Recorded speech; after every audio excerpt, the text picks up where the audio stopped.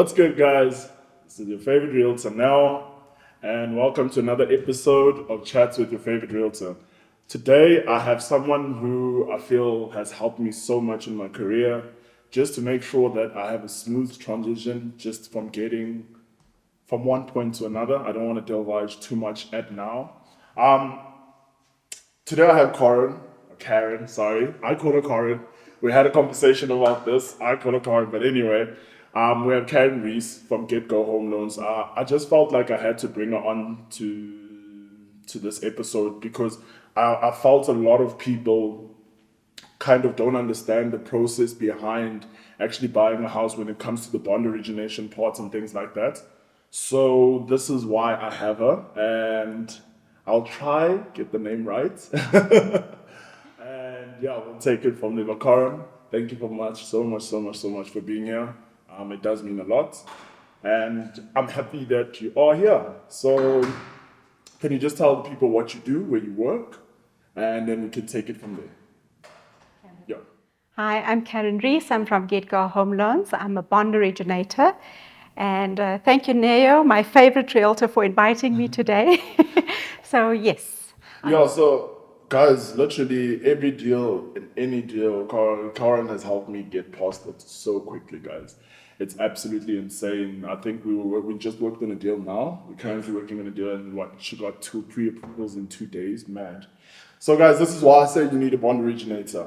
So the reason why I brought you here, I just kind of want to have a conversation with you and just kind of get to a point where people kind of understand, because I've found that so many people have this negative thought process behind bond originators and what they do. Maybe in the past, yes, they was messed up, but I think from working with you, from the clients that have worked with you as well, I've seen like they're so happy just with that extra information, and not doing it by themselves and things like that. So yeah, that's the reason why I brought you here. And then a couple of questions I also kind of also wanted to ask you.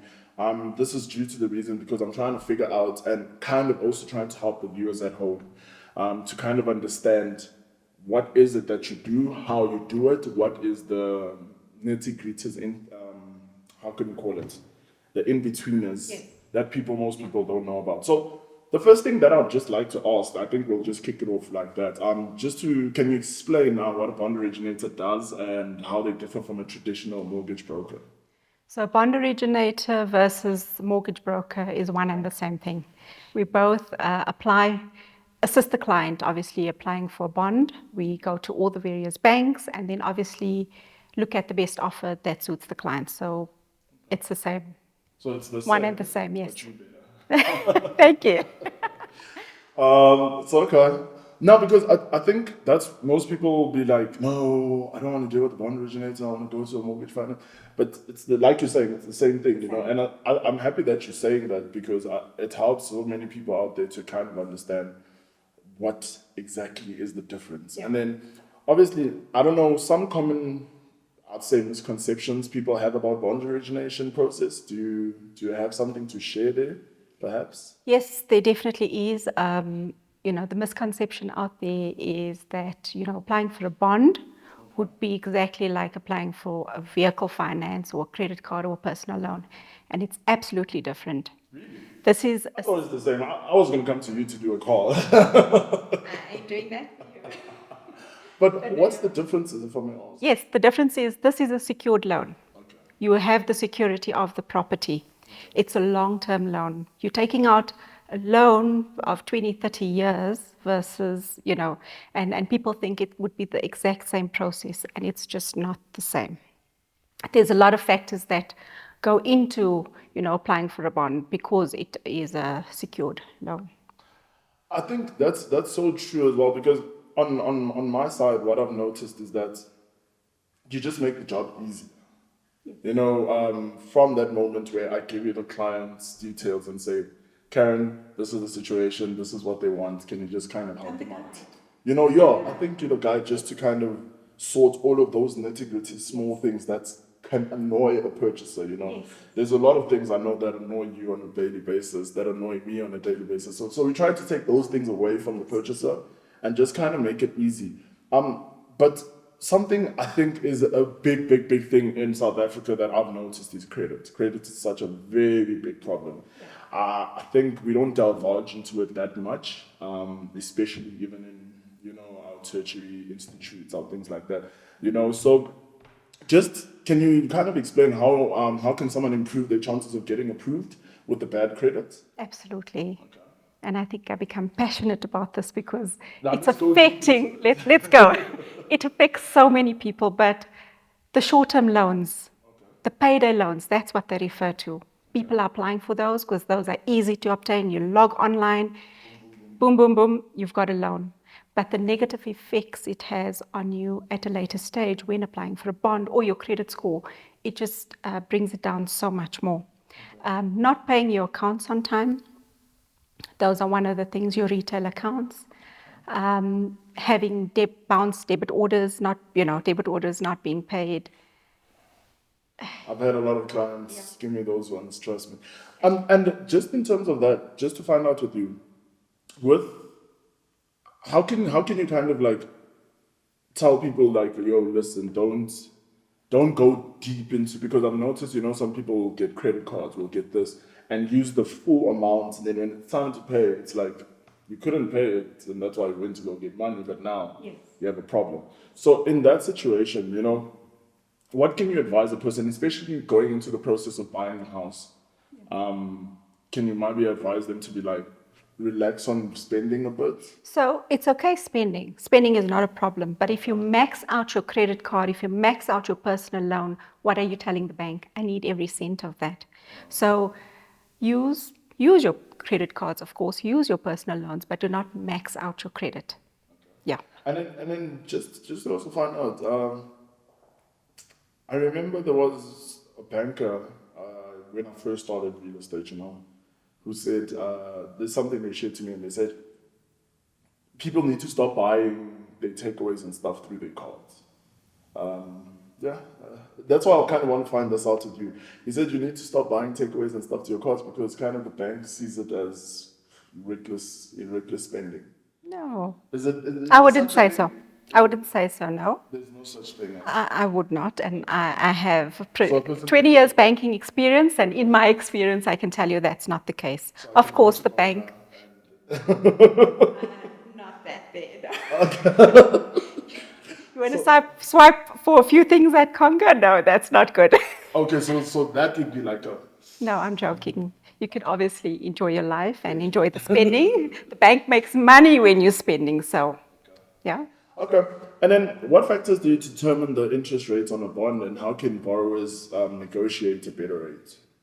To get a better rate is definitely based on a few things. Firstly, would be the deposit you paid.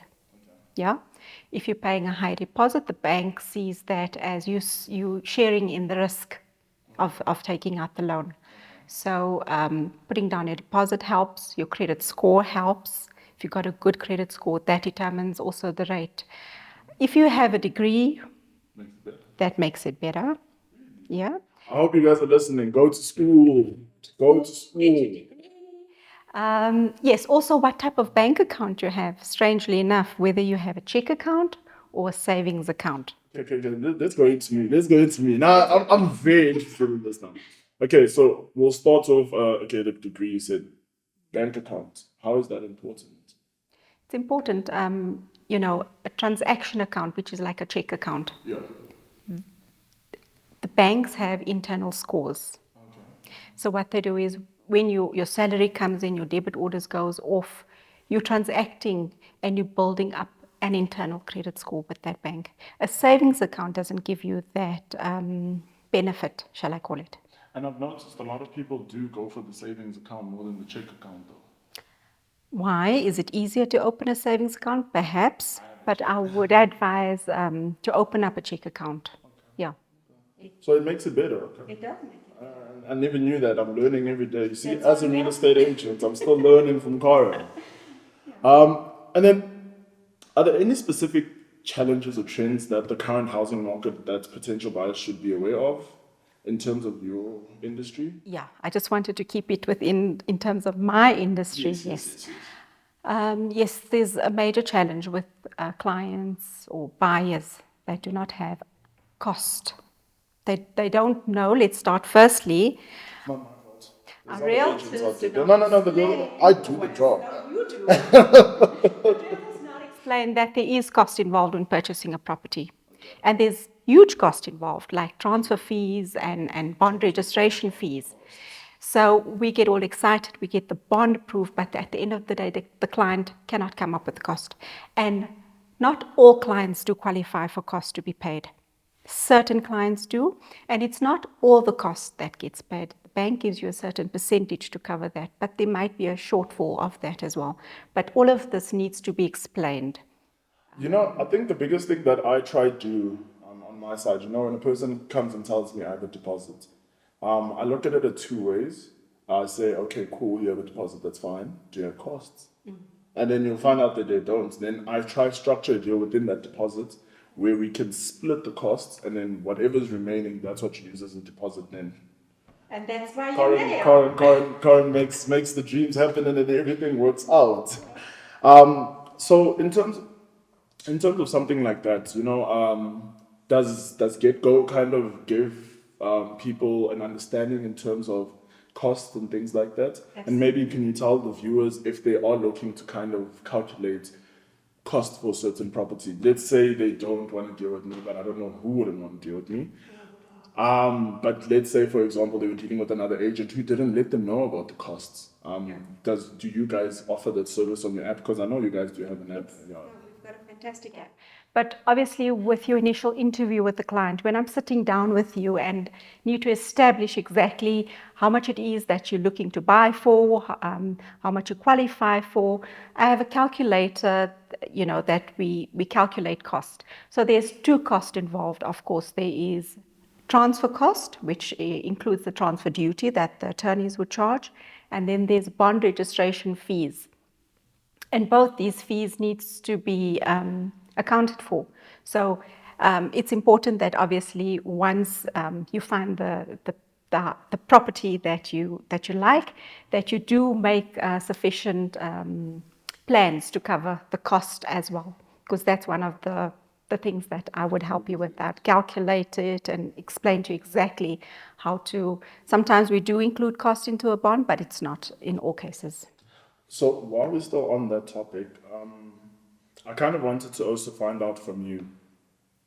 Can you please, because I feel like I know a portion of it, but I don't know everything because you're doing obviously the job. But can you please guide the people at home the step by step, from meeting, like obviously after meeting me, from the moment I give their contact to you, what can they expect from you?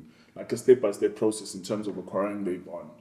Okay, so step by step, and this is ideally what it needs to look like. A pre-approval is done. So when I say pre-approval, I would then contact whatever contact details or offer to purchase that NAO has signed, get the client's information. Important information would be like supporting documents, ID, payslip, bank statements, if you're self-employed, financials, depending on the client itself. We then do a pre-approval certificate. I issue with the certificate that's valid for 3 months. That's your time, obviously, to meet with NAO and to find the property that you qualify for.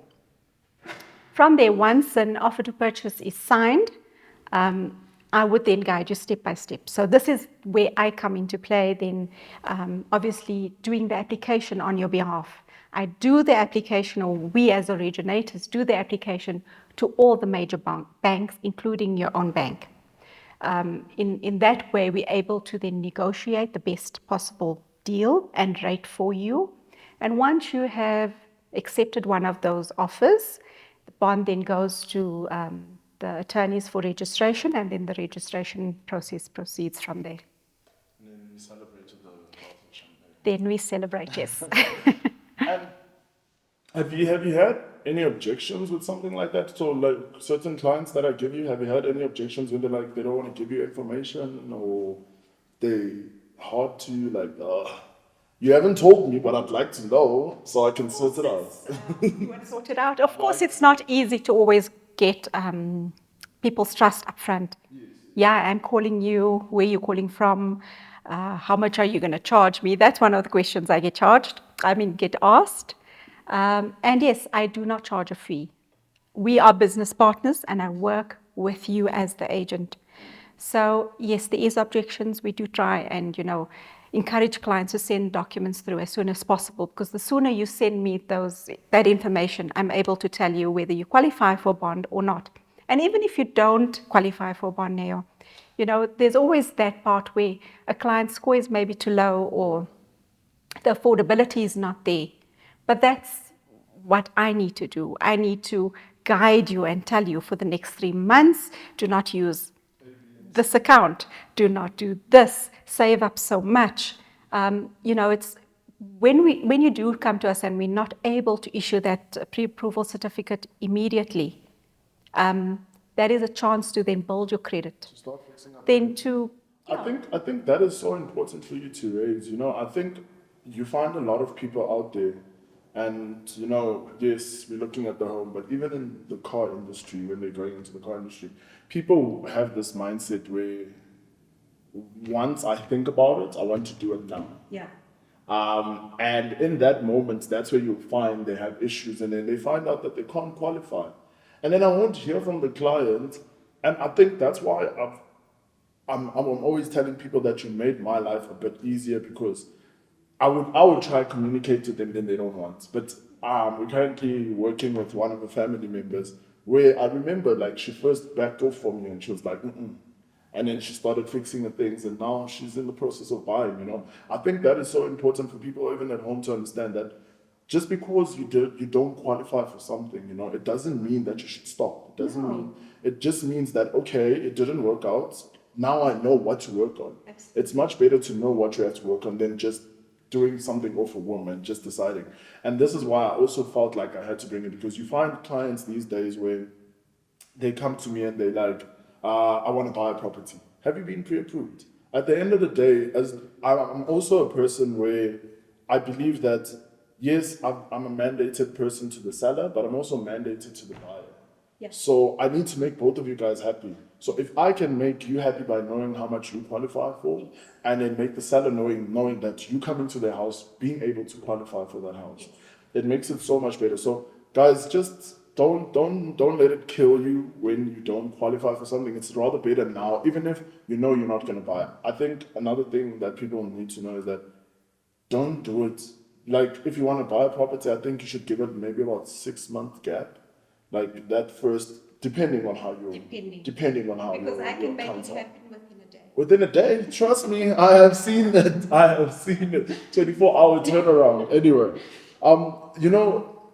you kind of need to give yourself a period. Like, yes, you do want to buy, but I think it is so crucial for you to do that pre-approval so you know where you stand. Leo, this is a 20-year loan. It is the biggest investment you're ever going to make. So yes, you need to give it consideration and you need to give it time. And then you get people just coming to me like, hey, I just want to buy 5 million. You need to think about this 5 million. Absolutely. Like you're saying, it's a 20-year loan that it's bad. I've seen people lose their houses, and it's not the best thing to see. No. It's not the best thing. And I think that's another thing that I learned from you a lot, when you kind of share the insights and be like, the client can qualify, but in the long run, this is what could happen. So don't push them all the way to their limit, I think that's another thing we could kind of just quickly touch on before the next question. People enjoy going to the maximum of their budget. Like you'll give me a pre-qualification telling me that the client qualifies for 2.6. Yes. And then that guy wants to go for 2.6. Is that a good idea, would you say? It's kind of like you were saying with the banks and not Yes. Look, yes, it's exactly like that. So yes, the client in terms of affordability could qualify for that 2.6, but we live in South Africa. We live in a market that is, very volatile, if I can say that. So what needs to happen is you need to consider if interest rates do go up or down. Of course, when I work out that 2.6, I really factor in percentage if the bond rate does go up, so that you're still covered. But yes, we need to, look at that client when he purchases, and especially if it's a first-time home buyer, not everybody knows the cost involved in that. You would then need to pay levies and rates and taxes and all those expenses that you're not accounting for right now. And those are the things that, that's why I'm saying keep the client within a certain limit and, And then just to find out, since you're speaking about interest rates, how was you from COVID to now? Like, how have you been coping with the picking up and up and up? I'm sure it's so frustrating for you guys as well, just like us. It's yes, it is frustrating because we'd like obviously the market to pick up, but at the end of the day, there's a lot of clients still in rehabilitation from the COVID period, which we are still trying to help up in order to get a property. Yes, so it had a negative effect on all of us, if I can say that. But it's not the end of the world. People are being rehabilitated. People are trying to, get their feet, get on their feet again. But it's a process. But I think it's also a good thing that it happened because now you could say that we kind of planned for it. It happened. It happened. Everyone was. Listen, I think every real estate agent out there, every bond originator out there, it was one of the best times of our lives, the way we were selling, And right now, yes, the market has slowed down just a bit due to these factors with the elections and the interest rates and all those things. But it's kind of also shown us that we prepared for something like that if it were to happen again now. So I think that's the positive that we can take out of it is that yes, it did happen, but we're here. Another question I'd kind of also like to ask you is like, what are the key considerations people should keep in mind when deciding between a fixed and a variable interest rate with bonds? Okay, so from my side or from our side as originators, I can't really give you my personal opinion on that. Interest rates, whether variable or fixed, is dependent on the bank. So once a bond is granted, it's based on a variable interest rate. If you'd like your bond fixed, it will never be granted at the rate that you receive now as as an interest rate. The banks has to factor in the fact that interest rates, they have a forecast of what the interest rates would look like. So they give you options, 2 years fixed rate, 3 years, 5 years, and all those rates are way more prime plus. You could expect interest rates going upwards because they have to account for that. So, okay, so fixed is a way of saying, okay, cool, we'll do that, but there's a chance that you're going to be very high. It says our weather the storm. So whether the interest rate goes, if you secure a loan of prime plus 4 perhaps, where the interest rates come down or up, I'm happy with that for the next 5 years. But so you can change it, if you want to. Once you are fixed for that 5-year term. So it's something to really think about. Thank you for saying that. That's why I'm happy that I asked it. Guys, please, any questions you guys would like to ask, please ask through. Anything will be answered. And then just to kind of find out, are there any government programs or incentives available to assist first-time home buyers? Because first-time home buyers, they don't know much, and I think this is the best platform for them to kind of start understanding. Because we're finding now, I think it's to a point now where my generation is starting to buy now. Yeah. And the thing is, with my generation, majority of them are worried about the jaw and the nice times. Now it's time to grow up. Now, there's certain things that are not told by your agents and things like that. I have told, obviously, my viewers, I have had a video about this, but I'd like you, as from a bond originator point of view, to kind of share some insights in terms of that question, in terms of if there's any programs or incentives available. Yes, so the government does have a program or a subsidy available. It's called First Time Finance, previously referred to as FLISP. You've heard about FLISP? Yeah, so it's exactly the same. There's a criteria when applying for a bond. That subsidy that you do get obviously could cover for cost, we spoke about earlier. It could be a deposit on a property, but it would never be the full amount that you would need to, full percentage. But usually, do you have possibly, in terms of the rates that we're looking at? Interest rate? No. In terms of the rates that they would give you, in terms of like discounts. It's tiered. It's absolutely tiered depending on income, joint income, whether the clients qualify, because qualifying income is from 3,500 to 22,000. But those are for the lower income earners. Those are to help, the clients purchase a property. So is there a certain price bracket that they don't help you within? Not a price bracket, but there is a set criteria. And for that, obviously, I'd like us to maybe discuss that at a later stage, because it's very in depth. So I wouldn't want to. We'll take 6 hours on this podcast today.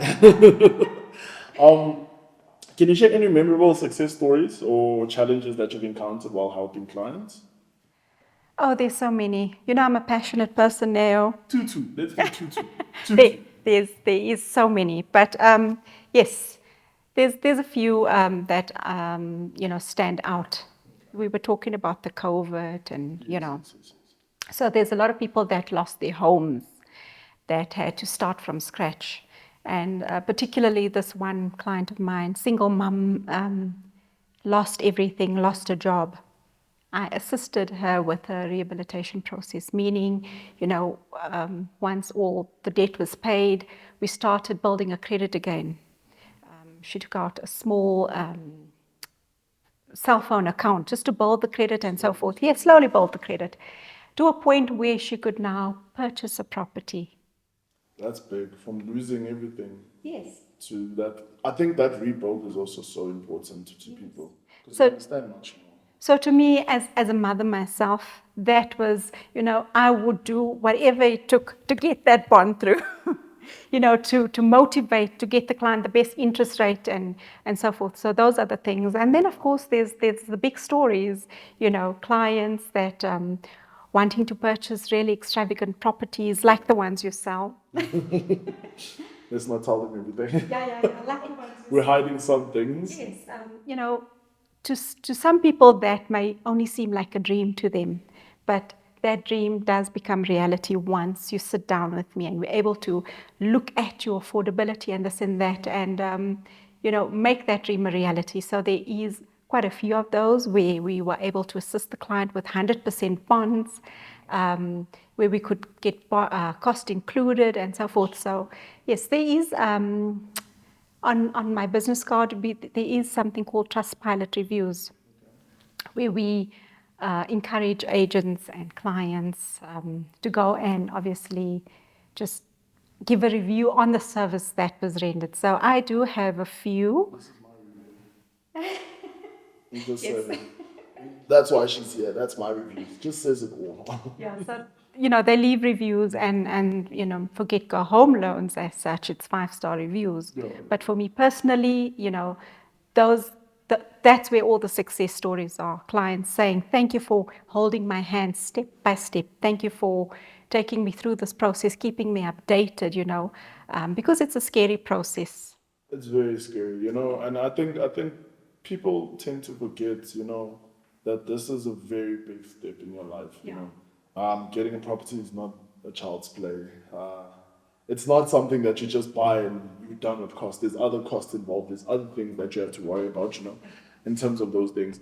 And in terms of how you've done everything, where do you want to see yourself, like, in the next 5 years? Sorry, I told you I was going to throw in a few questions that. Look, I'm trying to link myself up with business partners like yourself that will help me attain the success that I'm wanting to get. So it's collaborating with the correct people in order to get to where I need to be. Like yourself, I'm a commission earner. So if I do it right the first time, I will have referral clients over and over and over and over again. I think you put something on your story the other day where you have, it's referral business. And in the next few years, even if you bought a property from me 5 years ago, I'm still here. We can do this better for you the next time around. And it's so important that you say that as well. Like, from the first moment that you worked with me, I think we were at five of us that you met on that day, and I think I'm the only one now with you. It just shows, like, I also just felt like you had the same passions, the same drive that I do, same morals, and yeah, once I saw what you could do, like, sometimes the glitz and glams is not everything. That's what I always tell people. You always want to look for the person who's done thousands and thousands. The thousands and thousands, yes, it is nice to have, but the ones who are really hungry, the ones who really want to get it, are the ones that are going to make sure that everything's done well. Yeah. That's what you want now. Yeah, that's what I want. That's all I want, It. And I think that has been the most important thing, that I knew that I don't have to check up on you. I don't have to worry. I don't have to. Once I say, Carin, please sort this out, it's done. And that should give you peace of mind. Right? It does, because I can focus on more other things and bring more business towards you as well, and make more families happy, single, bachelors, all this. I can make everyone happy. Still kind of having everything up, I think currently, what we'll do, I'm not sure what videographer, what they're saying in terms of timing. Okay. You got time. Okay, no stress. Don't be stressed. So basically, what I just want to also kind of focus on, can you kind of speak on the basis of, when a person gets bad credit in terms of blacklistings and stuff, can you kind of go into that process? Because, I also found out when I was slowly getting involved with bond originators that once you paid your account, it doesn't mean you just leave it. You need to get the payment letter, and then, send it to the right people and things like that. Can you kind of share a bit of more insights in that as well? So yes, one should do, you get listed, bad credit listing. Once that account is settled, you get a paid in full letter. But that paid in full letter obviously first needs to be updated with the credit bureaus, your ITCs and experience and so forth. So you would then need to contact the credit bureau, because the person that the retail account or whatever that you needed to pay, they don't always get this information or the status updated on the credit bureau. So I think you must take ownership of that, get that updated on the credit bureau. Once that listing is removed, it will take 3 months at least to update. So, and that will improve your score as time goes. So basically, let's say, I'll use myself as an example. I had an account to sort out, a couple of accounts, credit cards and this. I sort them out. I say, okay, Carin, I've sent it to the credit bureau. From, let's say, today, or let me say from the 1st of May. It'll only take me 3 months to be able to then buy? No, it will take you a few days to get that listing removed. But remember, history shows. Whatever you do in the dark will come out. No. Your history will show. So you need to give yourself time to build up your credit score. You need to prove to the bank that I am able to afford this now. I'm able to pay my accounts on time. So yes, I would say give yourself that grace, and yes, at least, yeah. No, I understand it. And then this was from my colleague. He just wanted to kind of find out what is the difference and what is better to use between a bond originator and a private banker. It's a big one. I think for real estate agents out there, they understand why this is a very big question. And I think this is why he also asked it, because we always find ourselves, anyway, let me let you do it. So clients, obviously, we get different types of clients, especially clients that has private bankers. Yes. So even when making that contact, they would say, I have a private banker, the private banker will sort me out. But at the end of the day, yes, you will be going to your bank. You've banked with that bank for 20, 30 years, whatever. You are expecting that bank to give you the best deal. But what are you comparing it to? Nothing, because you're not allowing them to do it. So what we do is I go to all the major banks. So I know which banks you qualify to apply with and not. There's, so once that application is in, I'm able to then see which bank gives you the best offer. So yes, maybe your bank did not give you the best of offer. I then give your bank an opportunity by negotiating the best, better interest rate for you. Whereas you go straight directly to your bank, they give you an approval, you get the rate that they offer you, and you say, thank you, and you move on. I just make your life easier because remember, I'm going to say this again, this is a long-term loan. You know, that 1.25 or that 0.25 percentage off, you know, all of that counts towards, yeah. So it's just to give you that guiding hand and guiding in terms of, you know, you can get this and you can get that. Some banks have, sorry, I'm losing myself a bit. No stress. So before we're gonna end off, I kind of want to ask you two things.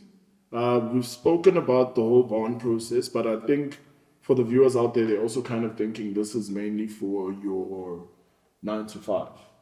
So can you kind of speak on the criteria needed for your commission earners and for your entrepreneurs? Because I think it's all different, you know, the information and things you get. Yeah, as long as you're working and making an income, you know, you can buy a property. So if you're a commission earner or even if you earn overtime, what is required is we work on a 6-month commission statements. So as an agent, I would ask for 6 months commission statements, and I work on an average to obviously give you that amount of income.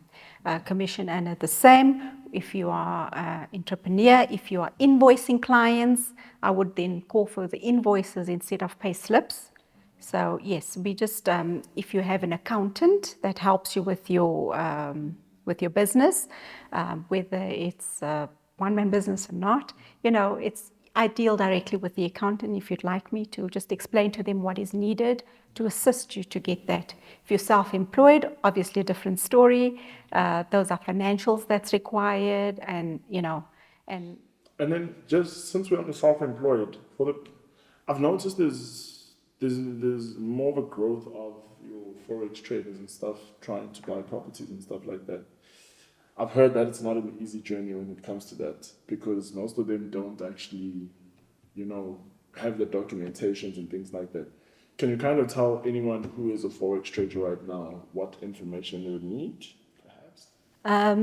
So I've never done one myself, you know, one of these cases, but I could obviously, you know, try and get that information once I'm busy with that application, or, you know, if I can just pass that to you. But I would think, you know, doesn't matter what you do, there must be proof of the transaction that you've done. So if you have invoiced someone to pay you, then, you know, probably get invoices, or sometimes we call for tax certificates, IT-34s, to prove your income. So yeah, you would just give me that information and I will run with it. I think where we'll end it off, if you could just let the people know where they could find you, contact details, any social media platforms that you're on, and how you can change their lives. All right, so you can contact me. I'll give you my contact number, which is 082. That's incorrect. Is it incorrect? Should I check for you? I got you. So, to give you my husband's number. Woo! No, you were right. You're on the right track. Okay, sorry. It's the 498. Yeah. My contact number is 082-498-8630. My email address is Carin@getgohomeloans.com.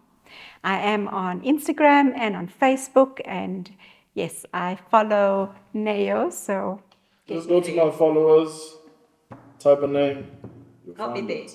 But don't forget to follow as well. Yes. Don't be funny and just stalk us, guys. Don't do that. You don't need to do that. But thank you very, very, very, very much for being here. I felt that I needed to get you on the podcast, you know. I feel that it's so important. You know, I've had project managers, I've had this, and I'm kind of trying to align everything that has to do with real estate so people can kind of get a picture and an understanding. I'm hoping that this will help someone out there to actually give you a call, and so we can help them out instead of going through an enormous process where they come to us finished, and then we have to rehabilitate and do everything, you know. So hopefully we'll be getting more business through everything coming through. And yeah, guys, thank you so much for this episode. Like I said, this is going to be a thing that we're going to be doing very often with the team. And I hope you guys enjoy this. Like I say all the time, much love. This is your favorite realtor signing out.